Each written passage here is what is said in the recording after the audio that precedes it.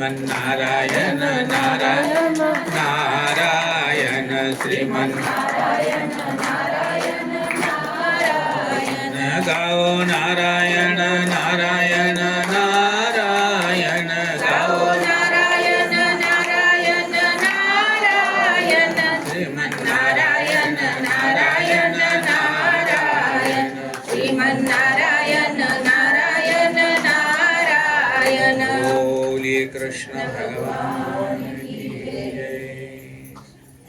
कृष्णाय वासुदेवाय हरये परमात्मने प्रणतक्लेशनाशाय गोविन्दाय नमो नमः।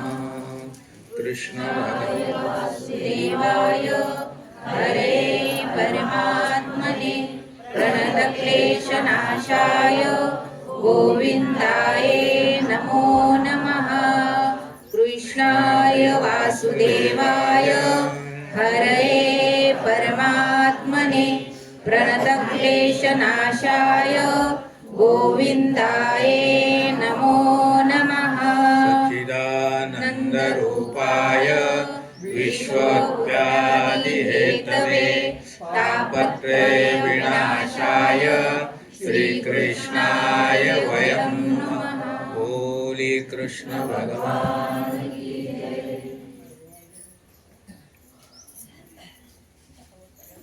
परमपिता परमात्मा का पावन चरित्र, पावन नाम।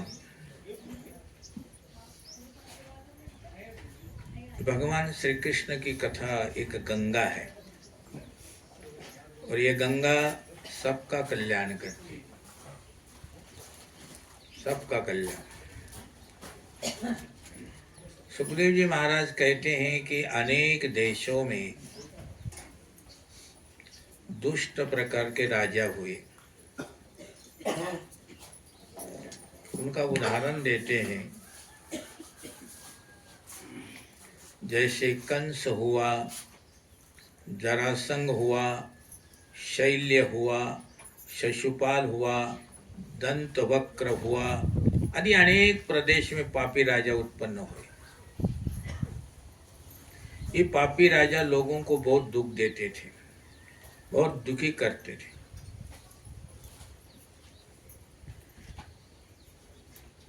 ये पाप वृत्ति जो है वो दैत्य, दैत्य का मतलब होता है राक्षस। ये पाप वृत्ति राक्षस कुल को जन्म देती है, ध्यान रखना।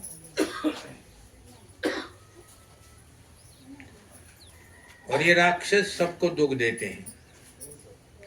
उन राजाओं में एक कंस था, दुष्ट था। ऐसा दुष्ट था कि अपने पिता को भी मारता था। श्रीमन्नारायण नारायण नारायण भजमन्नारायण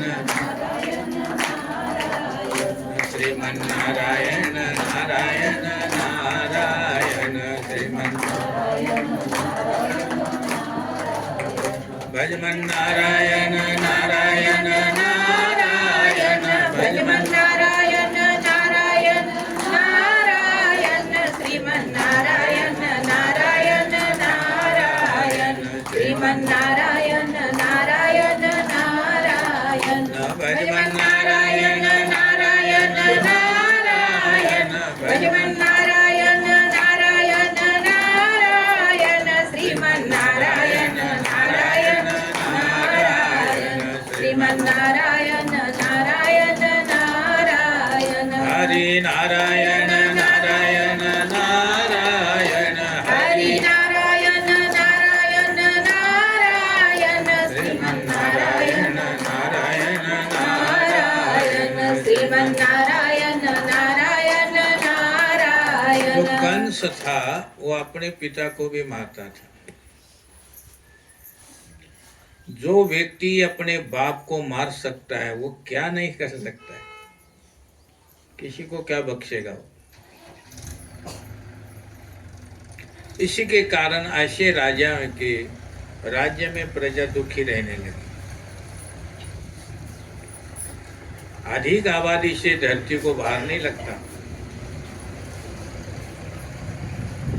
ज्यादा आबादी हो जाती है, ज्यादा पब्लिक बढ़ जाती है तो धरती को भार नहीं होता,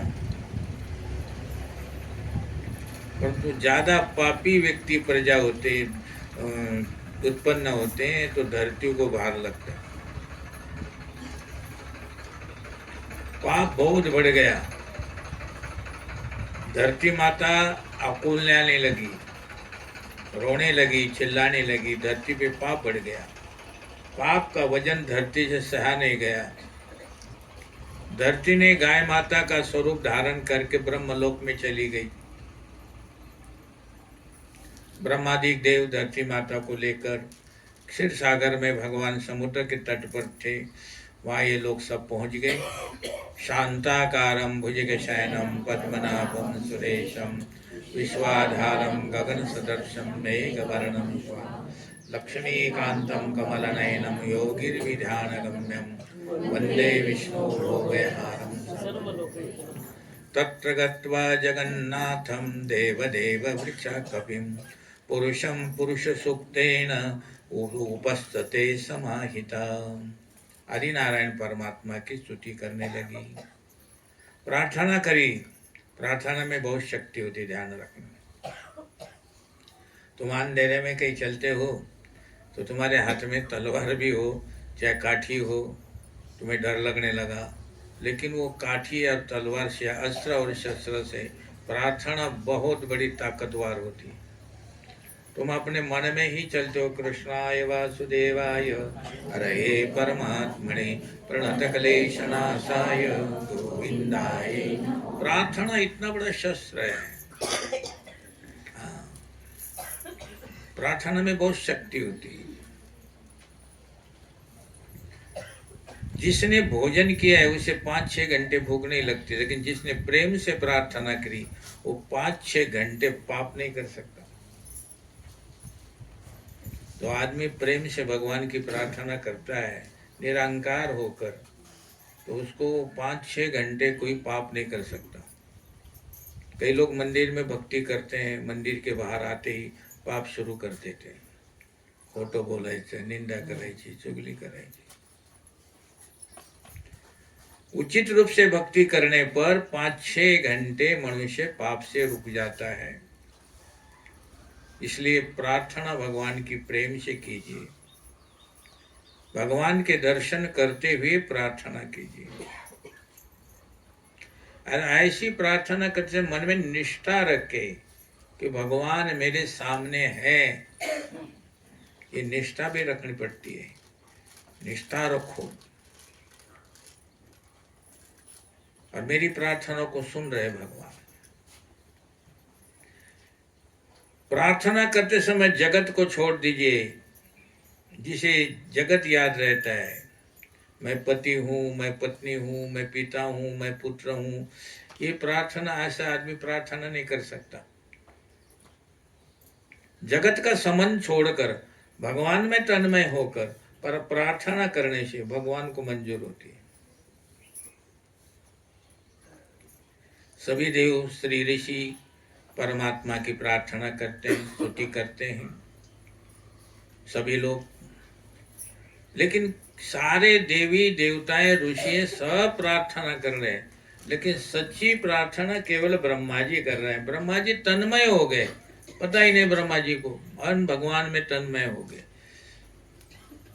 जैसे जिलेबी मीठे पाक में तन्मय हो जाती है, उसके चारों तरफ से अंदर बाहर सब मीठा मीठा होता है, उसी प्रकार ब्रह्मा जी तन्मय हो गए भगवान में।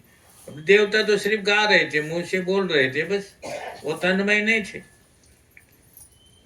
और तुरंत ब्रह्मा जी की वाणी सुनकर भगवान ने ब्रह्मा जी से कहा, हे ब्रह्मा जी, अब मैं तुरंत प्रकट होने वाला हूँ, चिंता करने का कोई विषय नहीं।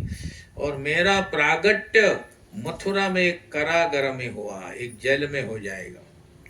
वहां से मैं गोकुल में जाऊंगा, 11 वर्ष तक वहाँ 11 दिन 11 वर्ष 52 दिन तक लीला करूंगा।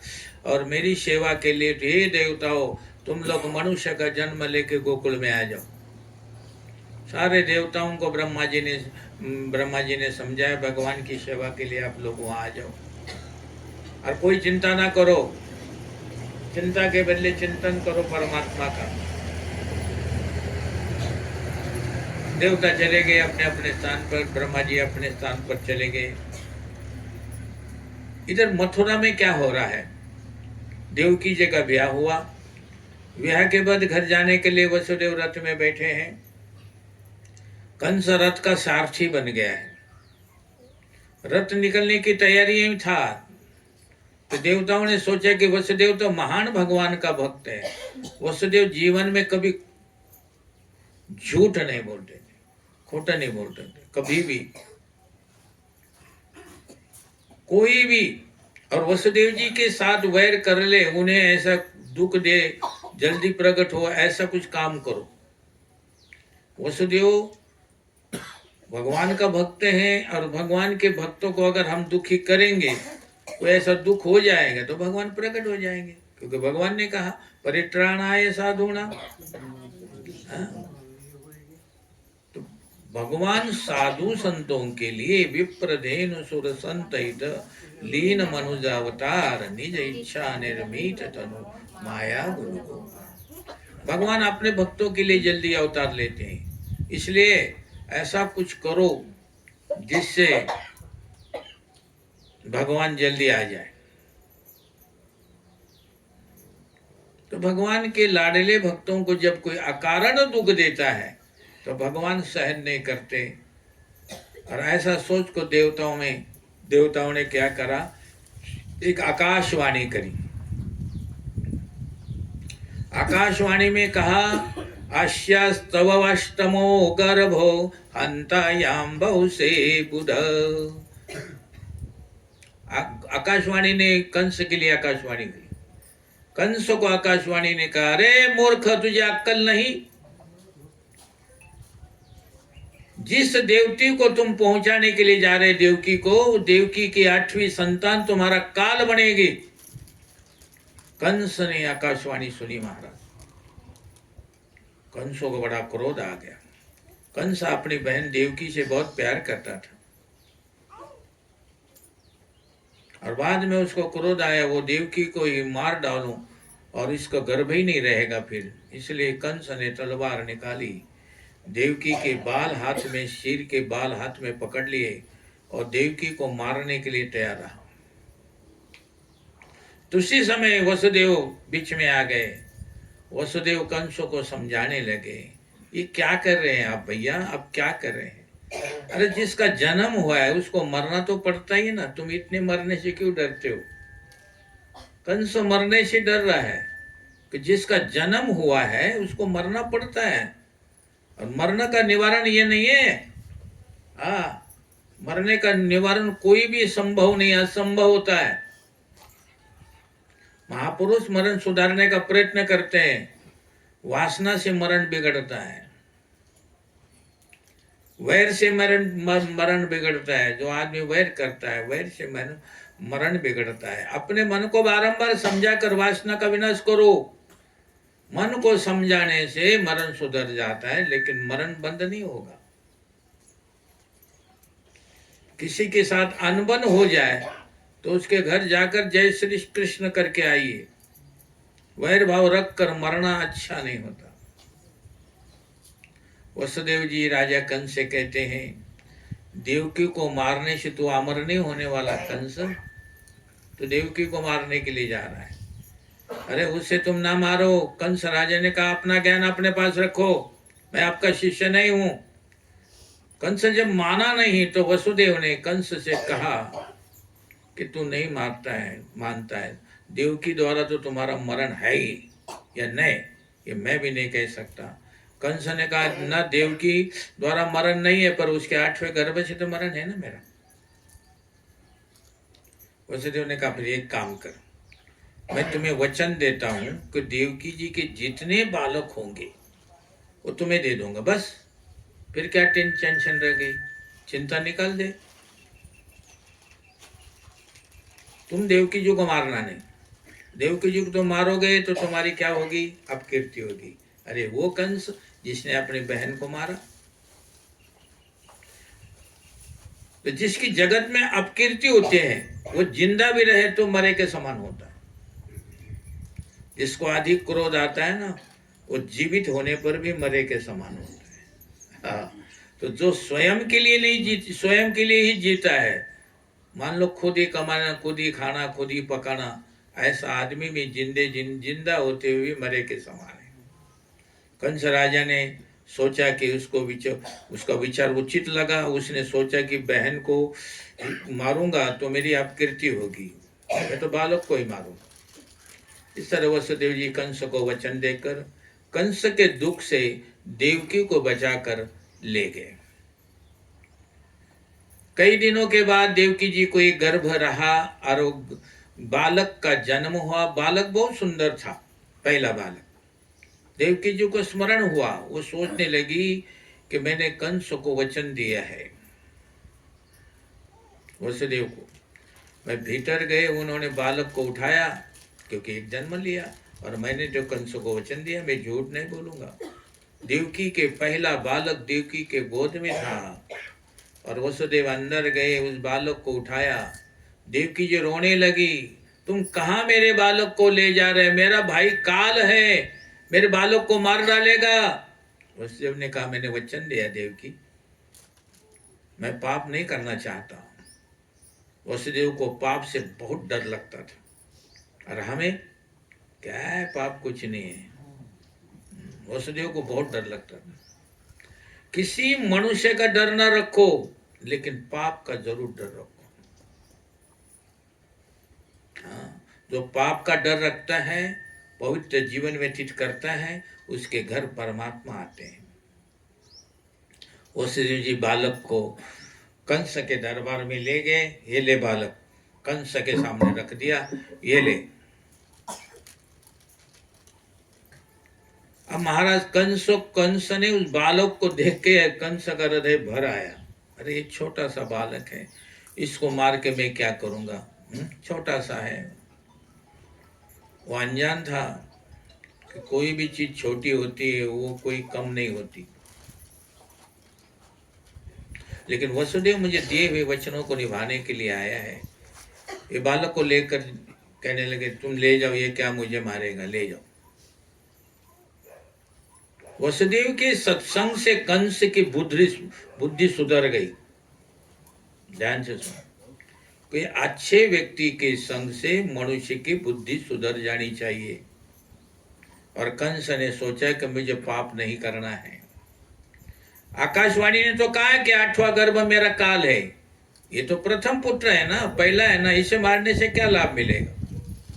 कंस राजा ने वसुदेव से कहा इस बालक को अपने घर ले जाइए और 7 बालक घर में रखो, इसमें मुझे कोई हर्ज नहीं, लेकिन 8वां बालक जब हो जाएगा वो बालक मुझे दीजिए।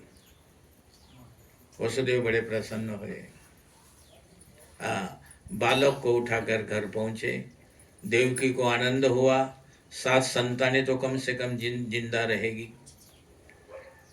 अब इधर नारद जी को बेचैनी हुई। श्रीमन नारायण नारायण नारायण, श्रीमन नारायण नारायण नारायण, श्रीमन नारायण नारायण नारायण, श्रीमन नारायण नारायण नारायण। नारद जी ने सोचा कि कंस मामा की बुद्धि सुधर जाएगी तो ये जल्दी मरेगा नहीं। हाँ, अगर ये अधिक पाप करे तो अधिक जल्दी मरेगा। इसका पाप का घड़ा जब तक नहीं भरेगा तब तक ये नहीं मरेगा। नारद जी आते हैं, जहां जाते हैं वहां कलेश खड़ा करते हैं। हाँ, अगर वो अधिक पाप करे तो अधिक जल्दी मरेगा। लेकिन नारद जी जहां जिस घर में झगड़ा लगाते हैं ना, लोग तो कहते हैं कड़ी सा नारद, लेकिन ऐसा नहीं होता। नारद कल्याण के लिए कलह करता है। कल्याण, इसमें कल्याण का भाव रहता है उनका। नारायण नारायण करते हुए नारद जी कंस के दरबार में पहुंचे। कंस राजा ने स्वागत किया, आइए नारद जी, आइए आइए। नारद से पूछा महाराज कहाँ से आए? नारद जी ने कहा, भैया मैं तो स्वर्ग में गया था और देवताओं की एक स्वर्ग में मीटिंग हो रही थी और उस मीटिंग में गोपनीय बात थी, यानी गुप्त कुछ बात थी, और वो बात मैं तुम्हें बताने के लिए यहाँ आया, क्योंकि तुम्हारे साथ मेरा प्यार प्रेम बहुत है। मैं चाहता हूँ कि गुप्त बात आपको बतानी ही चाहिए। और तो हो रही थी बात तुम्हारे बारे में, तुम्हारे प्रति मुझे प्रेम है। बोले क्या गुप्त बात है? नारद जी ने कहा, सारे देवता तेरे को मारने का प्रयत्न कर रहे हैं। हाँ, ये गुप्त बात है। तुम भोले हो, तुम्हें शत्रु के ऊपर दया आती है। शत्रु को साधारण नहीं समझना चाहिए, मंत्र को छोटा नहीं समझना चाहिए, शत्रु को साधारण नहीं समझना चाहिए, कर्जा को साधारण नहीं समझा। कर्जा चाहे 1 रुपए का, वो भी भारी है। ऋण, शत्रु, पाप और रोग, इनको कभी छोटा नहीं समझना चाहिए। साधारण ऋण, अगर तुम्हारे पर साधारण कर्जा भी कोणाचा असल तो साधारण रोग भी है, वो कोई भी साधारण नहीं, आपको दुख देगा। इसलिए मैं तुम्हें बताने के लिए, आकाशवाणी ने तुम्हें कहा कि 8वां गर्भ तुम्हारा काल है। बोले हाँ, तो देवों की भाषा गुणार्थ पूर्ण होती है, तू नहीं समझता देवताओं की भाषा। फिर कहने लगे, बोले क्या? बोले ये 5 उंगलियां हैं, इसमें अनामिका गिनती करने से अंगूठा 5वां आता है, और 5वें से गिननी, अंगूठे से गिनती करने से ये अनामिका 5वीं आती है। अब तुम ये भी सोच लो कि अगर ये इधर से 8वां नंबर आता है कि इधर से 8वां नंबर आता है। अब तूने पहले मुलाला तो छोड़ून दिलो, तू बग। तो फिर कंस कहता है क्या मैं उसको मार डालो, पाप करूं? बोले नारद कहते मैं पाप करने के लिए नहीं कहता, मैं मारने के लिए भी नहीं कहता। फिर नहीं, फिर तो करना है। बोले वो तू जो मर्जी कर, मेरा काम था, मैं अपना करने आया। नारद जी चले गए। श्रीमन नारायण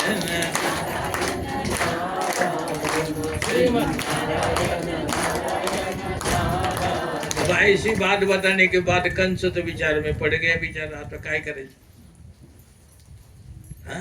एकदम बालक को मारो क्या नहीं मारो। फिर देवकी को बुलाया, वसुदेव देवकी को बुलाया, इधर आओ। माता पिता के समक्ष बालक की उसने हिंसा की, मार डाला उस बच्चे को, छोटे से बच्चे को, देवकी और वसुदेव के सामने।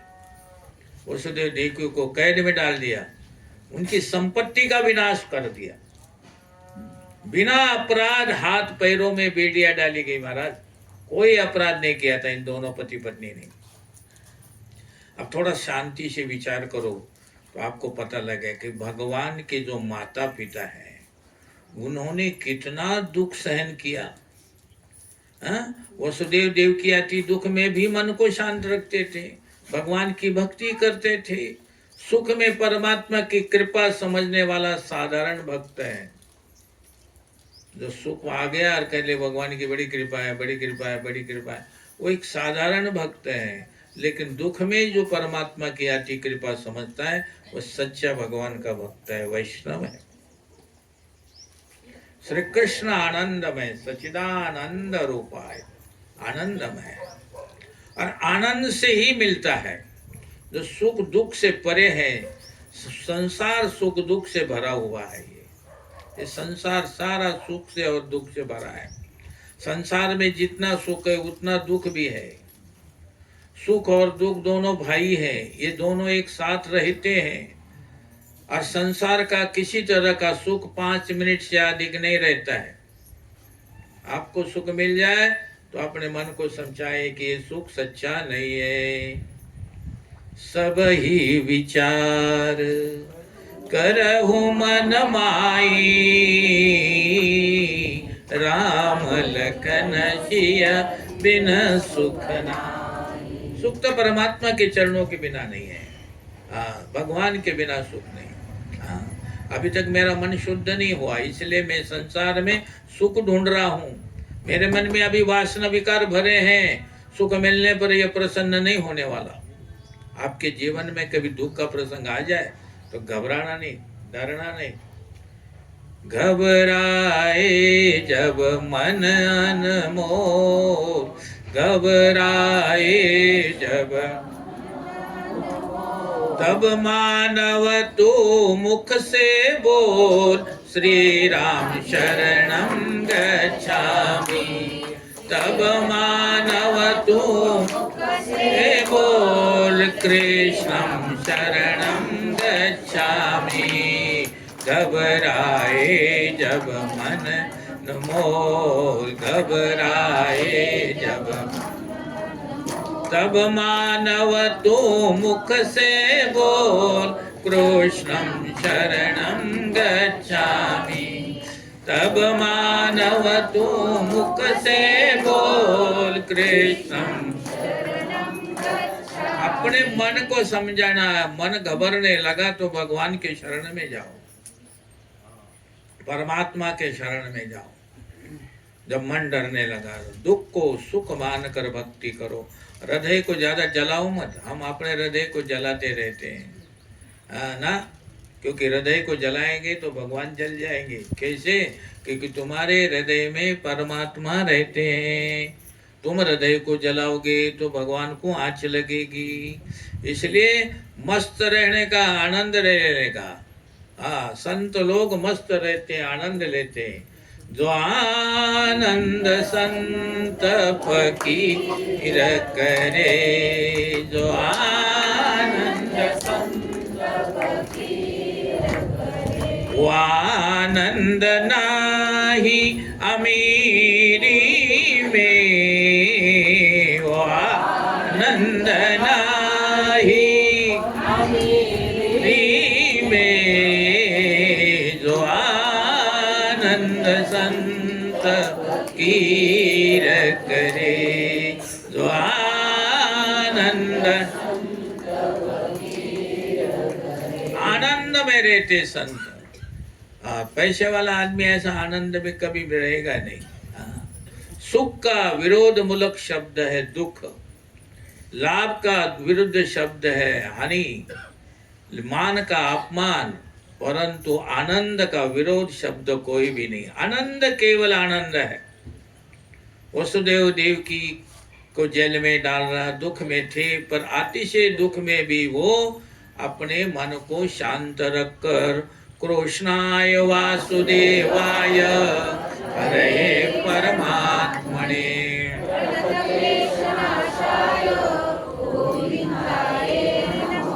दोनों पति पत्नी को जेल में डाला, लेकिन पति पत्नी मानते हैं कि भगवान ने हमें कैद में रखकर अच्छा किया।